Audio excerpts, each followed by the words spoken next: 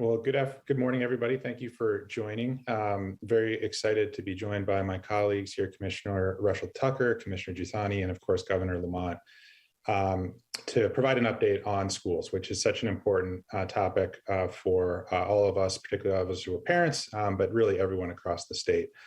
A year and a half ago, under the governor's direction and leadership, Connecticut really led in terms of getting our schools open and keeping them open and really maximizing the number of days and the amount of time that our students could spend in class, which subsequently has been shown through numerous studies to be so critically important to children's development, particularly of Black and Hispanic children, high poverty schools, and the impacts of some districts that have not been able to keep their schools open and how the significant disruptions that's caused both for children and for those communities. And so today, despite the unprecedented spread of the Omicron variant that we're experiencing, we're still more committed than ever to keeping our schools open.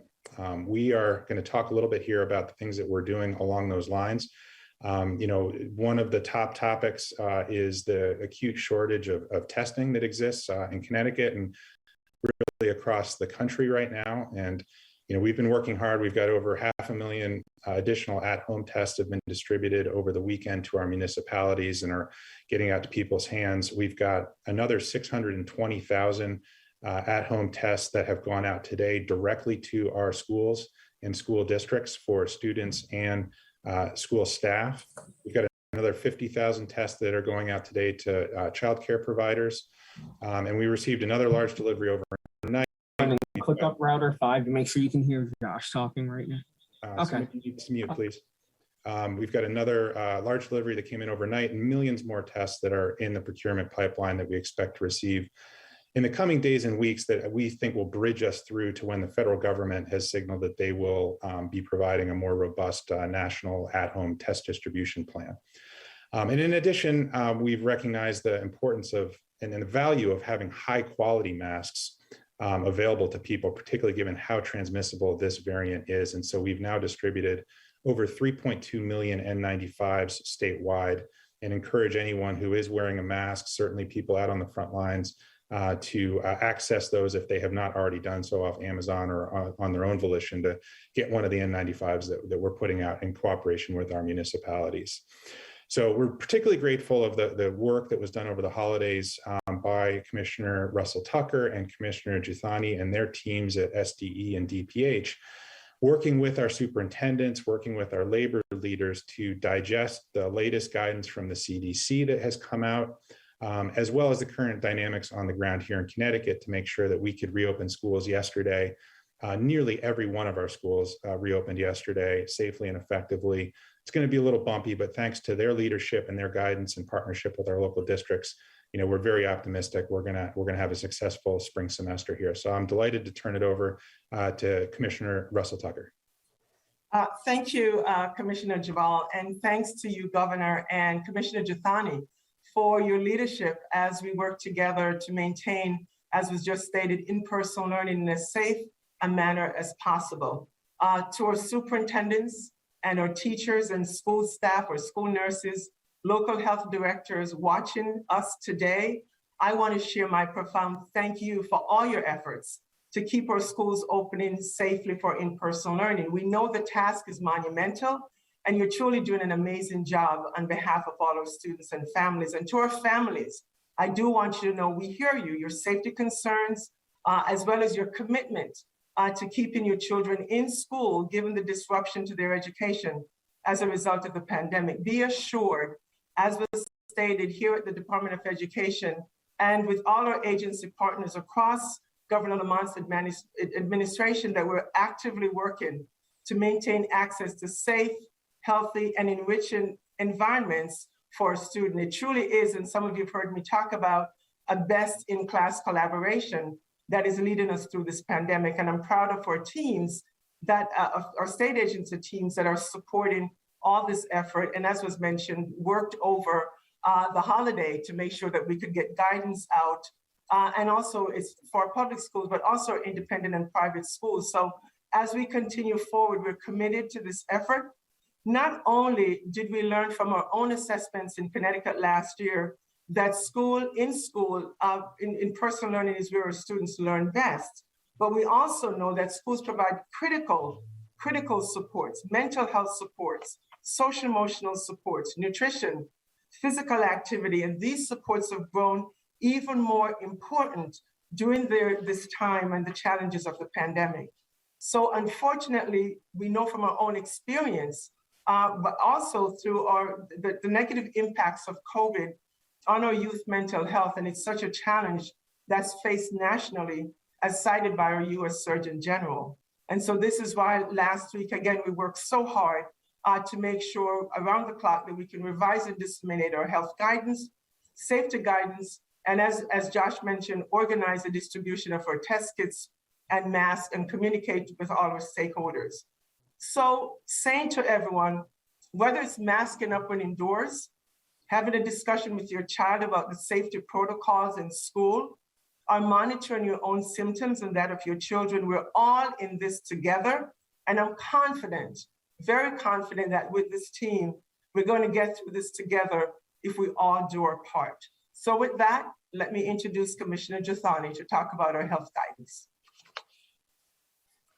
Thank you very much, Commissioner Russell Tucker, Commissioner Geballe, and it is an honor to be in this administration of Governor Lamont.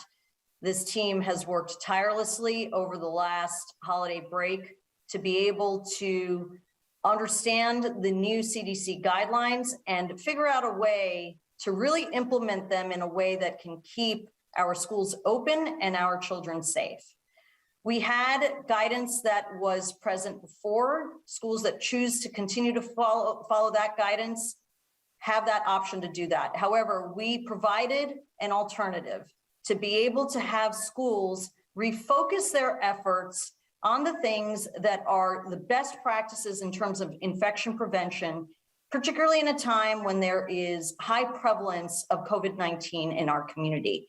And so what I mean by that are some overarching principles, which is that based on what we've learned so far in these last 2 years, we know that schools can implement many infection control procedures well, with masks in place, putting some distance, hand hygiene, so that we are asking our school nurses no longer to be focused on contact tracing within the schools. This does not mean we have stopped efforts across the board in our communities in terms of educating our public.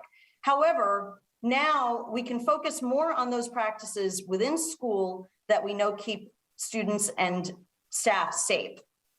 So with that in mind, the basic premise is that if you are a fully vaccinated child, you continue to monitor for symptoms, even if you've had an exposure outside of the classroom, and you continue to come to school and you remain masked. If you're an unvaccinated child and you've had a significant exposure outside of the classroom, so exposures in the classroom I'll get to in a minute, but outside of the classroom, if you're unvaccinated or partially vaccinated, those students have to stay home for 5 days and quarantine, and then come back to school after that with wearing a mask. If there are cases that occur in a classroom, parents need to be notified by the school district that there have been cases, so that you know, even though we're not doing contact tracing specifically to figure out whether your child was within 6 feet of another child, rather what we're doing is letting classrooms know that somebody in that classroom has had COVID-19. And with these overarching simple principles, that if you're sick, stay home, get tested. If you have COVID-19, you at least know that you must stay there for at least 5 days. If you don't, you can return sooner if your symptoms have resolved and you are fever-free. With these simple principles of following the guidance of symptoms, we believe we can keep as many kids in school as possible while still maintaining a safe environment for schools to stay open. And with that, I'd like to now turn to Governor Lamont. All right, well, thanks, Manisha and Josh and Charlene. I mean, we're working with you, trying to do everything we can to keep our schools open safely. Josh pointed out, it was 1.5 years ago that Connecticut got its schools open, some of the earliest to do that. We did it with masks. We were able to make sure that even in the midst of a very high infection rate a year and a half ago, our classrooms were some of the more safe places to be. And that made a difference. I looked at other states and no masks, and I saw quarantines and kids being sent home. And we avoided most of that because we were careful. And I am leading with care and public safety and public health when it comes to keeping our schools open now. This is a little different than it was a year and a half ago.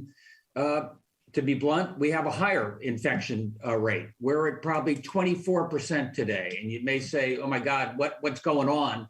At the same time, it's much less virulent. So there's some transitions there. But the most important difference between now and then is we have even more tools to keep ourselves safe. And that's why, number one, we prioritized early on all of our educators, teachers, paras, those that work at the schools, those that work at daycare, prioritize them in terms of a vaccination. They've almost all been double vaxxed, and the vast majority have also had their booster, doing everything we can to make sure our educators know they can get back into the school, back safely going forward. Same is true now. We have vaccinations for kids. And, the vast majority of the older kids have got their vaccination. Younger kids, not as much yet. Just been opening up. And look, I understand the caution. I understand it's a kid. I understand people want to err on the side of hesitancy a little bit, but we've had millions of tests over now, close to a year, including the testing. So I'd urge other parents to reach out to your fellow parents in that 5th grade classroom and say, my kid was vaccinated. I feel a lot safer knowing he or she is vaccinated. And I urge you to do the same thing for your child. It's one more way that we can keep our schools safe and keep our schools open. Obviously, we started with masking a year and a half ago. As you just heard, we've got millions of masks in stockpile, N95, the top quality medical masks available. They really only work for adults because that's how they're fitted. But this we're getting out to do everything we can to make sure that all of our educators can stay safe. If there is an exposure, when you come back, you can wear the mask and get back to work in 5 days as a teacher, not the 10 days. And I think that's incredibly important. And I think these masks are going to be widely available, not only for schools, but what they mean in terms of keeping our businesses and our stores and our restaurants open. We've had a lot of talk about testing. Look, I was hoping we were going to get these rapid tests for you, 4 days ago, but they're there now. And we've had, 1 million tests delivered or being delivered as we speak, going right to our schools. And what that means is, look, if, first of all, if you have a child that is displaying flu symptoms, you're not sure if it's flu or what, stay home. And frankly, in this day and age, it probably is COVID. But that said, if there's some symptomatic going on in a classroom, we can notify the parents, get them home, get a test for them so you know that you can get back to school safely. I want all of our teachers and paras and educators to know we've got tests to do the same thing as well. I say more broadly for the population, we don't have enough tests for everybody to get tested every day. But I want you to know that, look, if there's symptoms, you probably ought to stay home regardless. Test after a few days, 5 days, so you can get back to school or get back in the game. For students who have been vaccinated, if there is an exposure, they can get back as long as they're not showing symptoms at all. I just leave you with a thought. I think there's nothing more important for our state and for our kids than doing everything we can to keep them in the classroom safely. I got a big shout out to our teachers and educators stepping up, getting back into the classroom. I know it's complicated. I appreciate the school bus drivers, some anxiety there. I know the parents, some of them saying, maybe not now, maybe I'll hold off. But I'm really proud of the fact that the vast majority of our schools are open and doing everything they can to keep them open. I know that that's in the best interest of the kids. We did pretty well when it came to telelearning last time around, but we also learned the hard way that learning via Zoom is not nearly what it should be when it comes to keeping your kids in the classroom with their peers, with their friends, with a teacher that loves them in this day and age. So that is why we're working hard to keep your kids in school, and that allows more of our families to get back about their daily lives as well. With that, I'm happy to take any questions. Once again, we're going to ask individuals to use the hand raise function. Already see several of them. We'll start with Seamus McAvoy from the Hartford Courant. Thank you, Max, and thank you all for being here today. I wanted to ask, first of all, with staff absentee rates, maybe that's information that Commissioner Russell Tucker may have among school staff. Just looking at some other communities, neighbors to the north, in Boston Public Schools, they had about more than 1,000 staff members, many of which were teachers out today. Is that information available either for today or for yesterday coming back from break? So thank you for your question. So we don't have the specific numbers of staff outages available to us. We've been checking in with our districts, and they have shared in general for those that were not opened yesterday or those that are not open today, that it really is a combination of staffing outages and including bus drivers. The governor mentioned that, but I don't have a specific number. Thank you, Commissioner. And I wanted to ask for Governor Lamont as well. Yesterday, some union leaders between AFT Connecticut, Connecticut Education Association, et cetera, they're calling on some tighter protocols, safety protocols in schools. They also want to keep schools open, but they want to make sure that they stay safe. And we know schools have traditionally been a safe place to be, thankfully. Even so, they would like to see more temperature screening outside of schools, which can help pick up symptoms, say in nonverbal students as well as others. They'd like to see N95 masks be mandated inside schools, maybe if not among children, then among staff members, the adults that the masks are fitted for, as well as testing being available on site and vaccinations being available on site.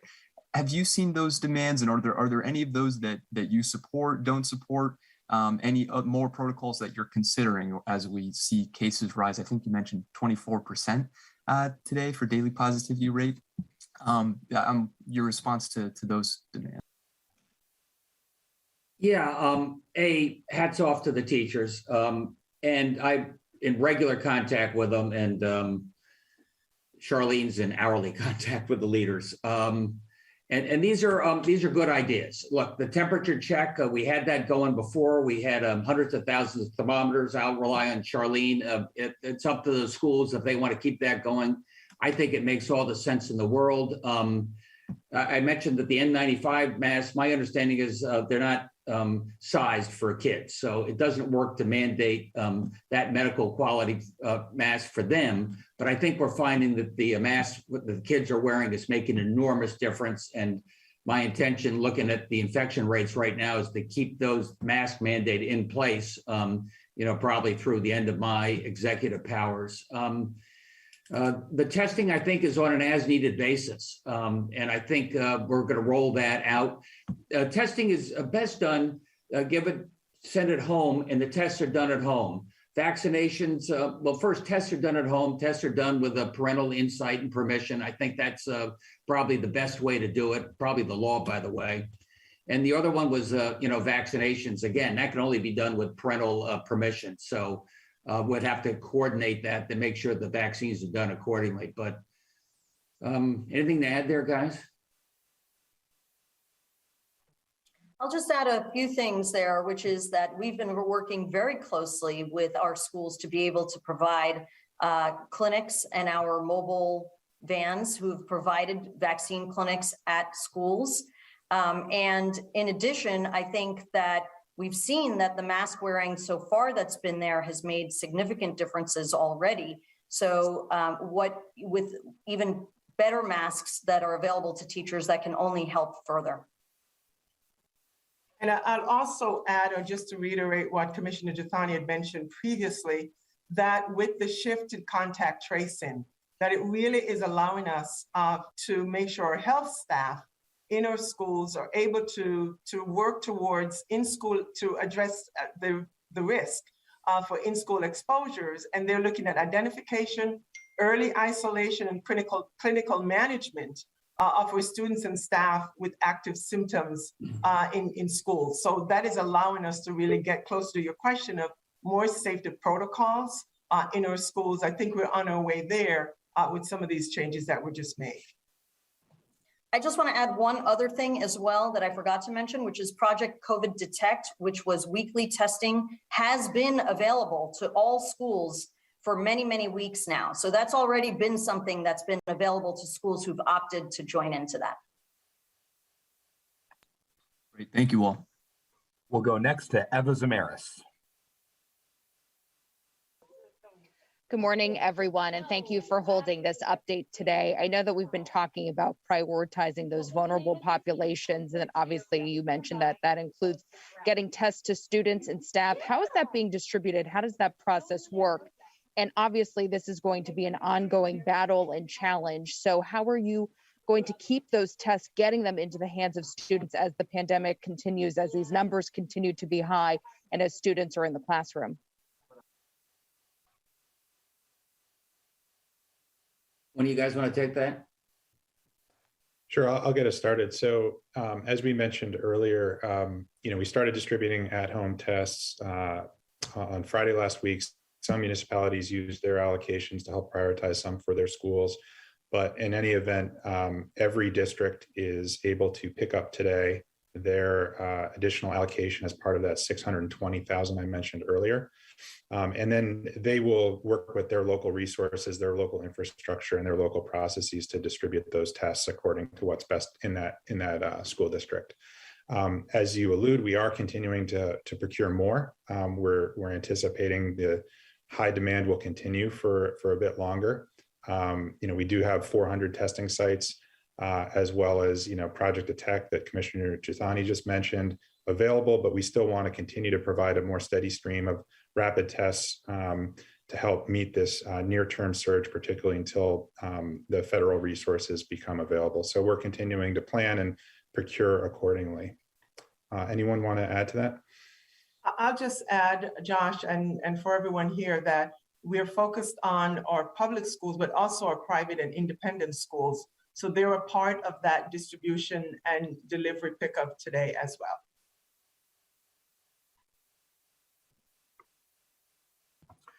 We'll go next to Christine Stewart. Thanks, Max. So schools are delaying and canceling or simply don't have bus service due to teachers being absent, lack of bus drivers. I mean, what can be done about that? Are you going to ever consider going remote again or shortening the 180-day school year? Charlene? Christine, thank you for your question. And we're really working and monitoring this closely with our superintendents. I know some of them have looked at, in some cases, it might have been a school that was not able to open. In some cases, the districts, they're working very hard and planning. In some cases, they're looking at a professional learning day that they are reducing, or a district said we'll make this up at the end of the year. And so they're being really thoughtful and strategic about how to do this. We, again, recognize the challenges, and we'll continue to help problem solve with them. Staff were on the phone yesterday with some of our districts, trying to work through with them on this. Again, because our goal, as we've stated, is really to keep kids in school. We're all agreed on the disruptions and the learning challenges that they've had. And so we're looking for, really, it's more time and not less time in school for their instructional needs. And so we continue to work that through, and we'll continue to address this as we move forward. And Governor, at this rate, COVID is going to have an impact on the economy. What type of tax relief are you open to? Are you open to anything other than tax relief besides tax credits like the property tax credit or the child tax credit? Yeah, Christine, I think fortunately, when it comes to rent relief and utility relief, we still have a lot of capacity there to make sure that despite this second surge or fourth surge, we can keep people in their homes and keep them up to date in terms of utility. I think that's extraordinarily important. We've expanded the scope of healthcare dramatically, thanks in part to some subsidies from the federal government to make sure the healthcare and health insurance is more widely available, and making sure that nobody is denied going forward. You know, I'm making sure that our testing, making sure that vaccinations are all available regardless of cost. No cost to anybody at all, no questions asked. Make sure that that is universally available. In terms of, other tax things, as you probably know, we just dramatically increased the earned income tax credit. So that's the biggest tax cut for working families the state has seen in an awful long time. I want to make sure that we reward work and people have a good, strong incentive to get back to work. Number one, public health, that you can get back to work safely. And two, that work pays, you keep more of your paycheck. Those are some of our priorities.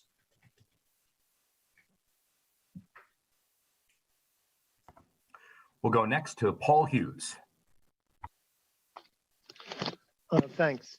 Has there been any thought or any discussions, planning regarding using National Guard troops to serve as substitute bus drivers? And in Waterbury today, or yesterday, 45 drivers missed work.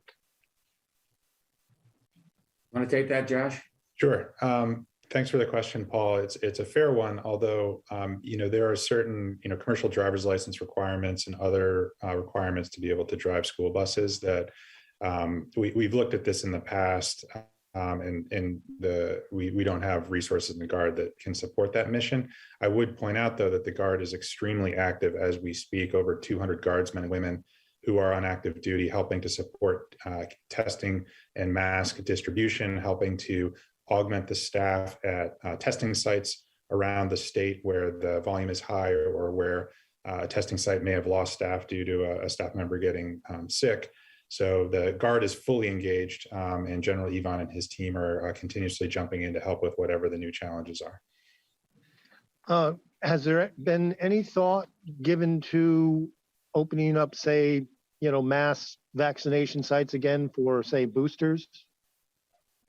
We have over 1,000 sites around the state right now that are doing vaccinations, and we are continuing to monitor that very closely. At this point, we don't see the overflow demand like we're seeing for testing right now. So we're focusing really our efforts on scaling up testing capacity. From a vaccination perspective, we've been encouraged to see some uptick in boosters coming through. I think many people are following this closely enough to see that the evidence is mounting that having that booster makes a huge difference right now about either not getting Omicron to begin with, or if you do get it, reducing it to a common cold as opposed to something that could require hospitalization. So we still have a lot of people in the state who haven't gotten their booster. It's a critical message going out, is to go get your booster if you haven't yet. There are 1,000 places around the state where you can do that. And we haven't heard a lot of reports of huge lines or over demand there. And Governor, back to that tax relief question real quick. What about your property tax credit? I know you had a proposal, you campaigned on a proposal. Is that likely to be part of your budget recommendations in February? Yes, it's very likely. I'm going to try again. I think it's the right thing to do. I think the property tax hits the middle class really hard. And we're going to get property tax relief through this next session. Along the way, Paul, with a lot of federal resources and additional state resources going to our municipalities, that's also allowed them to hold down their property tax or even reduce it a bit locally as well. Okay, and one more question for you, Governor, and then I'm done. It seems pretty clear, the message coming from you, your education commissioner, and even your public health commissioner is, we're not going back to remote learning. Is that correct? That's correct. I'm going to do everything I can to keep kids in the classroom safely. There's there's nothing compares to a great teacher in a classroom. Okay, thank you much.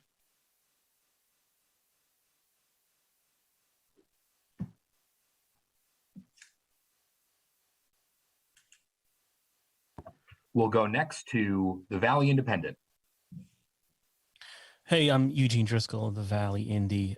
2 questions, maybe 3. First, on behalf of a CT News junkie, are you going to go back to mass testing sites? And then my question specifically is about local control. Some of the school districts have been sending home communications to parents saying basically, well, we can't go remote because of the governor or because of the state. But I'm also told, no, the school districts, if they wanted to or had to, could go remote, that it is an option, but whether or not it counts towards the 180-day requirement is what's up in the air. Can anybody provide clarification there? Charlene?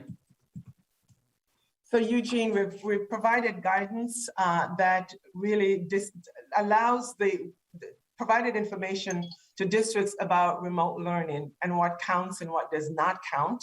And so as a regular school day. So towards that front, students who are confirmed COVID or in quarantine, districts can certainly do that. That counts. Those residing with vulnerable family members, that they could certainly do, or students with disabilities, where there's an agreed upon remote instruction for their programming, that would certainly count. And so those are the situation and circumstances, and if there were certainly an emergency declaration in that case. So districts can make local decisions as they do on a snow day. However, right, they then would have to make up that day. So we provide that clarification for our districts. And I'm just wondering, one follow-up, like locally we had Ansonia closed for the rest of the week. Might be an imaginary scenario, but let's say the BOE here said, we're going to go remote. Could they do that? They could certainly do that. However, their decision to close, and as a superintendent, Ansonia said that they're making up those days. So if they decide for the continuation of learning that they want to do that, however, it's not one of those exceptions for counting it as the 180 days. So in Ansonia, I think they're making it up at the end of the year. Right. And from what I understand, if they did go remote, they would have to, there's a way those could be counted toward the 180-day rule if there was a special session and the legislature said, yeah, you can do that. If the legislature totally barred. Yeah. If the legislature, came in and made some changes on remote learning, they can certainly do that. Right now, it is not permitted. Okay, thank you. Go next to Caitlin Birchall, NBC Connecticut. Hey guys. So following up on the scaling up testing capacity, not sure if this is Josh or the governor, but looking, I was in New Britain yesterday, 5+ hours, people are sick. They needed a PCR to go back to work because they had some kind of symptom. Are we going to scale up?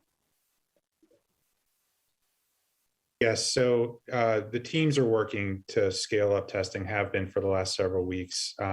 We see the lines, we hear the frustration. We see it across our neighboring states. Like we are very focused on this. In addition, as mentioned, getting the at-home tests broadly distributed to people will help take some pressure off that. We think the holiday season behind us will help take some pressure off that.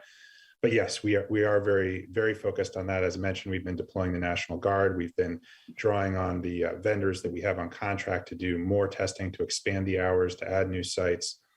So absolutely, area of focus. Josh, just following up, would you say to businesses that maybe not need a PCR test? I think that's one of the big issues right now. You're handing out these at-home tests, but they're not viable for businesses to get back to work. Yeah, Commissioner Juthani, do you want to talk about the return to work and CDC guidance? Yeah, so I think a couple of things I would mention is that in the current guidance that exists from the CDC, if you have tested positive, after 5 days, you can come out of isolation and continue to wear a mask and can return to daily life. So for employers, you can consider that guidance.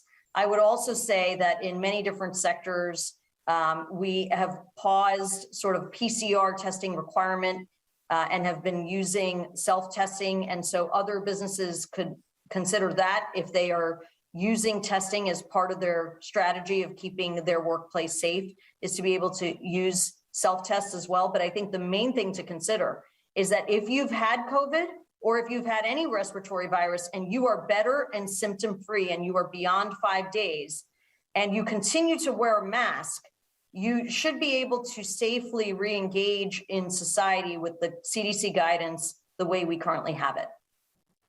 Much appreciated. And one last question, Josh, this might be for you, but the state, we've learned, has ended their Yale wastewater contract. That doctor or the person over that program said, if we were doing that, the DPH numbers are way underreported. We would have a much more broad case of COVID cases in Connecticut. Why did we end that? And would we consider doing it again? Yeah, thanks for the question. I mean, we discussed that, I think, last summer, and having looked back over a year plus of data, we think that, the conclusion was that surveillance wasn't providing us a lot of additional insight that was actionable that we weren't already getting through other means. So it was really interesting, and it was, helpful in those early days. I don't think we need more data right now to know that community transmission is pervasive in Connecticut. I don't know that it would tell us anything we don't already know or that we want to do differently as a result. So, we have very robust, hundreds of thousands of test results coming in every week, all the at-home testing going on. So it was a great project, and we really appreciate that partnership with Yale. It was very, very interesting at the time. Thank you. Go next to Matt Karen, Fox 61.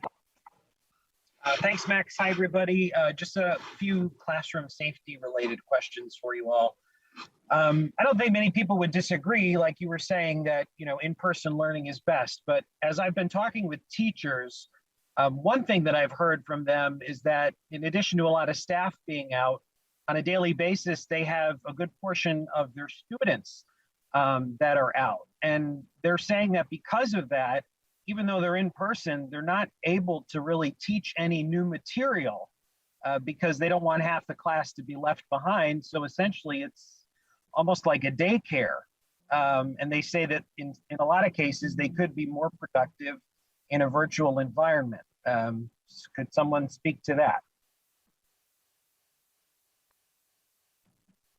So Matt, I'll just share that, we talked to our union colleagues as well and our educators, and that, that fair point, which is one of the reasons I think even today we're saying we're messaging to families as well, to really work closely with the districts to know what the mitigation strategies are, to really be comfortable in making sure, knowing that the school is doing its level best to keep them safe in school, because that truly matters. And we still have families who are concerned about devices and connectivity for remote instruction happening. And we have educators as well who are concerned about having to do remote and in-person hybrid learning. And we all agree that in-person is best. So I think what we're working on here is to make sure our educators have the strategies that they're employing and the supplies that they need there, and for families to understand how much effort has been made to make sure that classroom is really a safer place for them, and they can really develop that confidence that everyone's working very hard to keep their kids safe. Yeah, but could you just speak specifically to the lack of, advancement of instructional content during the day when half of the class is out? How can you really advance the curriculum? Yeah, and again, really important to work that through, and we hear you and understand that. And certainly we'll continue to work with our educators in that space. I understand clearly, right? You don't want to leave many kids behind, again, which is why we really want them there in the classroom, and really having our families to have that confidence that they can come back in. All right, thanks, Commissioner. One more for you. I have been hearing also from teachers that, for example, in the elementary level, breakfast needs to be sometimes done in the classroom, snack in the classroom, not in a cafeteria where you can space out and distance.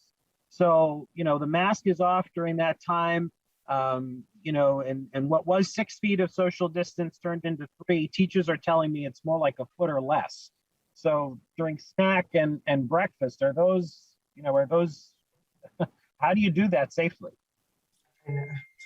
So, Commissioner Juthani may want to add something else here, but Matt, we've also been providing a lot of guidance around what to do because we know nutrition is so important. We want our kids to make sure that they have the nutrition that they need and how they can do some of this safely in classroom, using other extra space that they have.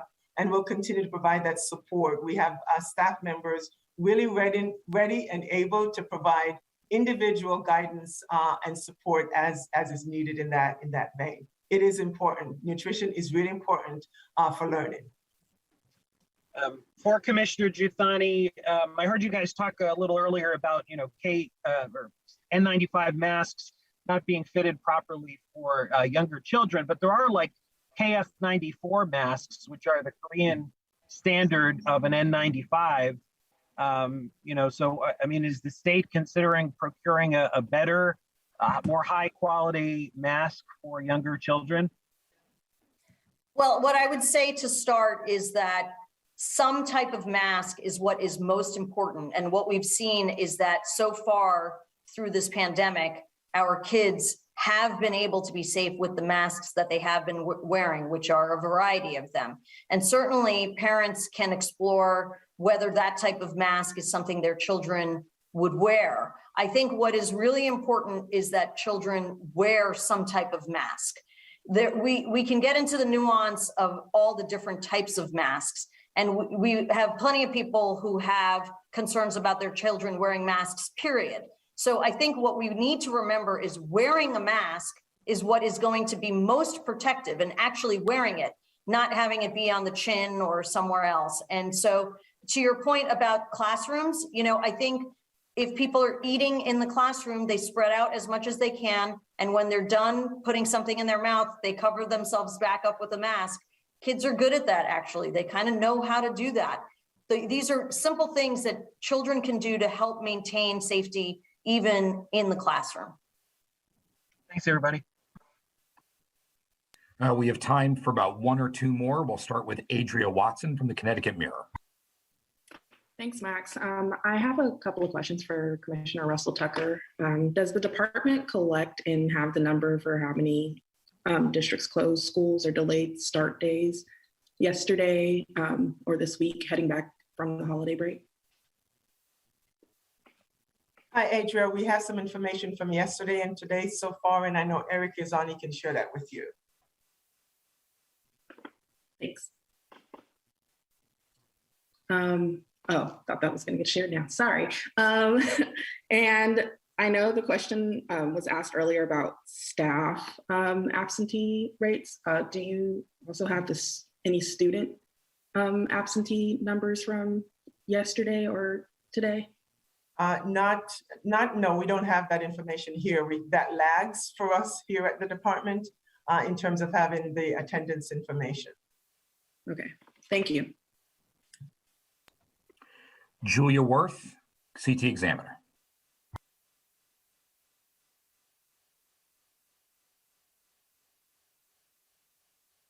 Sorry, it said I was muted. So I have a question about the change in policy for vaccinated versus unvaccinated students when they're exposed outside of school. You said that, if a vaccinated student's exposed outside, they don't have to change anything, but the vaccinated, or reverse, but the unvaccinated do not.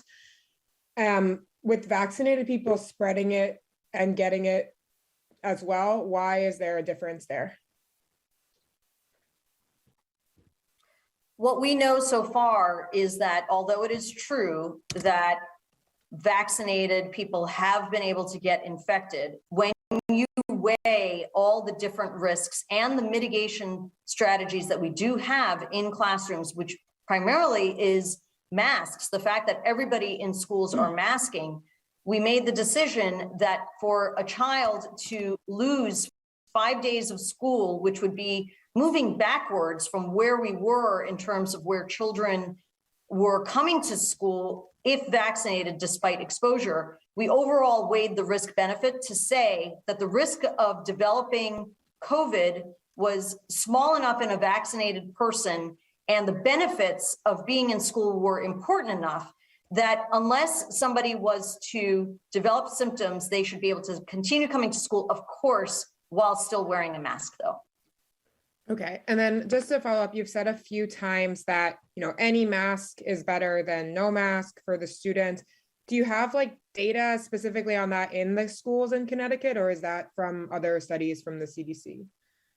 Well, we have our information that we've seen in these last 18 months that students have been coming to school, and looking at the information that schools have shared with us in terms of rates of COVID transmission within schools. It's not zero, but it is low overall, given children wearing masks throughout this pandemic while people have been in schools. So using that, we've been able to extrapolate and sort of continue with our guidance the way we've outlined it.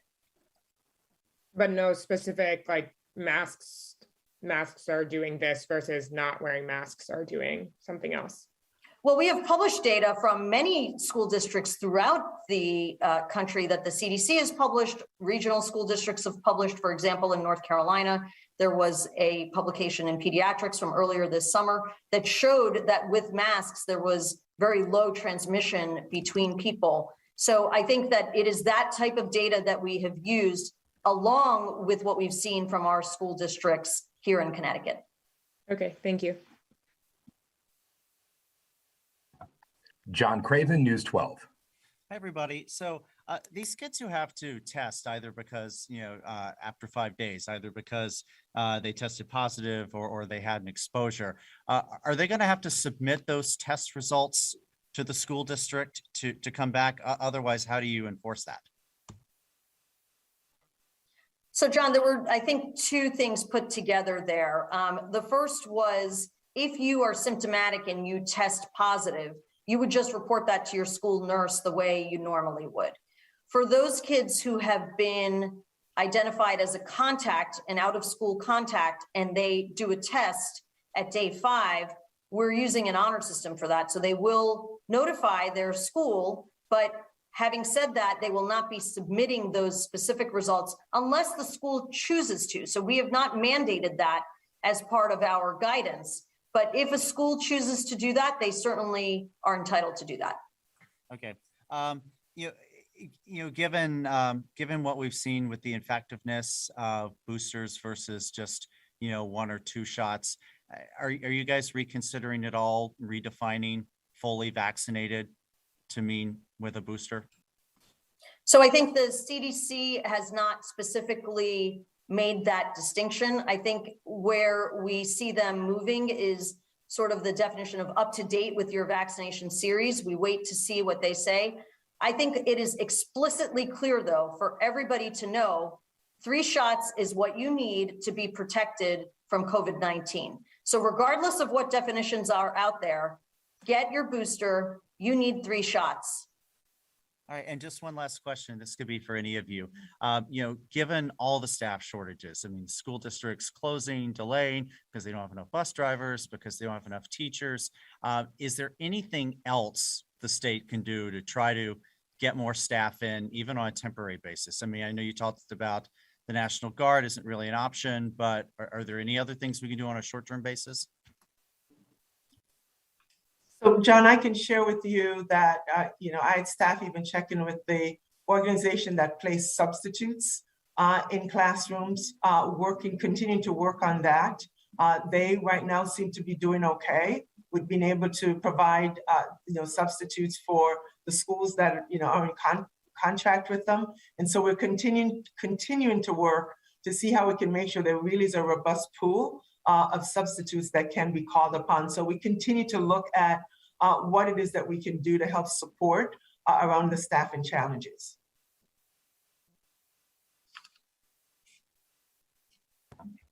Catherine Shen. Hey everyone, just a quick follow-up on everyone else's remote learning questions. I know you mentioned, Commissioner Russell Tucker, that there are specific elements that you have to meet in order to have that as an option. But what about school districts who cannot provide the remote learning option for families who need them? Are there options for them to be able to continue their education today, if that's the case? And on a related question that's probably for Governor Lamont, there are a lot of educators and staff who are testing positive and families are concerned of them returning in person. So will you consider a more robust vaccine mandate in the future? So just to clarify, I would say school districts are working really hard to make sure that families, I don't know if you're talking about families who are immunocompromised, to make sure that they can provide learning for those students, while at the same time trying to make sure that families understand what strategies they have in place. One district I know, had the family even come in to see exactly where the student would be seated in the classroom to try to, develop confidence in that front. So I know it's a challenge, but our districts are really continuing to work hard to address those needs. And Catherine, your rest of the question as regards vaccine, look, clearly the third shot and the booster is necessary to keep you the safest possible. We've been trying to do that as much as we can through encouragement. We have one of the highest percentages of folks who have gotten the booster, but it's not universal. And so we are taking a look in some situations where we can work together to make sure we get 100% participation when it comes to the boosters. But let me give us a little time as we work through on that. Thank you so much. Final question, Kayla Bamberger. Hi, thanks all for convening today. I'm looking for some more clarity about how symptom monitoring as opposed to contact tracing will work in practice. For example, one of the protocols the Union Coalition raised yesterday was outdoor temperature checks, basically screening students for a fever for those symptoms. Is that something the state would consider requiring or recommending?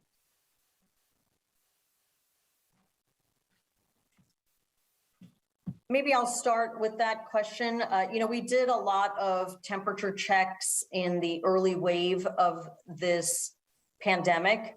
And I think overall, we know that although fever is certainly one indicator, these outdoor screening checks where these thermometers may not function optimally and also create a lot of backlog in terms of students being able to get into the school is certainly problematic. Having said that, if a school were to choose to tell parents that they want to have them screen their children every day, that would be up to them. I think that there are a bunch of symptoms that really can go with COVID-19, and we are asking people to be very vigilant about any symptoms at this point, because quite frankly, when you have this amount of prevalence of disease in a community, although there are other viruses circulating right now as well, we know that if something walks like a duck and looks like a duck, it's probably a duck. So, if you have cold symptoms, stay home. That's really the safest thing, and get tested.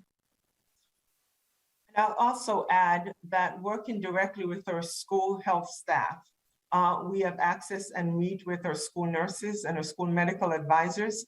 And this issue of infection control and the change is something that's a priority for us. So maybe in the next couple of days, we'll be meeting with our school nurses to really talk about what implementation looks like at the district level and how we can support. Some districts have hired additional health staff using some of their ARPA dollars, districts that have hired more LPNs to support the RNs. And so we're going to be meeting with them to see what additional supports they need. It is a critical part of what we need now to make sure our schools can stay open. Our families can feel comfortable having the kids back in. Our staff can feel comfortable teaching in a safe environment. And so that truly is a priority as we go forward in the very near term. Thank you. Hey, Max, it looks like we may be wrapping up. I just wanted to say a couple of things. Matt Karen's question had me, thinking about the fact that our schools are open. I think we're got our schools open safely, but there's still some kids now who are not coming into the classroom, and how that makes teaching complicated, especially new material. A year and a half ago, we opened our schools. They were open safely, but we didn't have, a third to half of our kids coming in. And you have to build confidence every day to give teachers, give parents, the confidence that we're doing everything we can to make sure your school can open safely. And you can see, I think, by this group today that we're making that our #1 priority. And I think we can succeed. I say that more broadly about our economy. You know, if you're a store owner, you're a restaurant, it's not simply a matter of opening up. It's a matter of giving your customers, your employees, the confidence that you're doing everything you can to keep them safe. And that many times means wearing the mask indoors. Really good idea. That many times means showing that you've been vaccinated before you go into that restaurant. Give people that confidence that they can keep going about their daily lives. And I know 24% infection, oh my gosh. But I think we have the tools now to continue living our life despite COVID.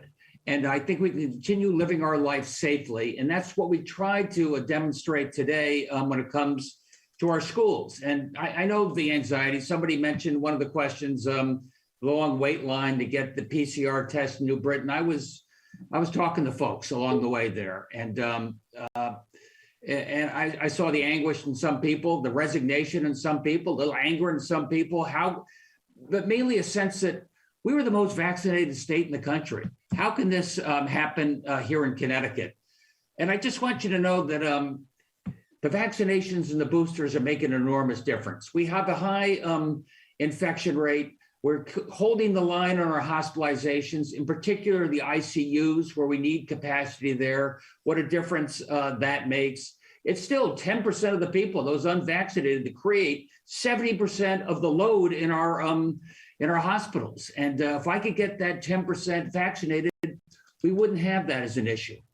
I've got to say, you know, finally, I used to be a little dismissive of infection rates as not a leading indicator, and I was more concerned about hospitalizations since that was a demark for us. I pay a lot more attention to it now because of workforce. And I see the stress we're going through. We obviously know about bus drivers and teachers, but in restaurants, manufacturing, doing what we can to get people back to work. And that's why I think the testing is important, making that more widely available, making sure at the end of that 5 days, you know, you can get back to work and get back to work safely. But if I have a message for you, it's 24% infection rate is lousy, and it may get worse before it gets better. But we have the tools in place, provided you take advantage of the tools, the masks, the vaccinations, and then the testing. We have the tools to keep you safe and keep going about our lives. And I hope that was part of the message you got today. Thanks so much, everybody. Appreciate your time.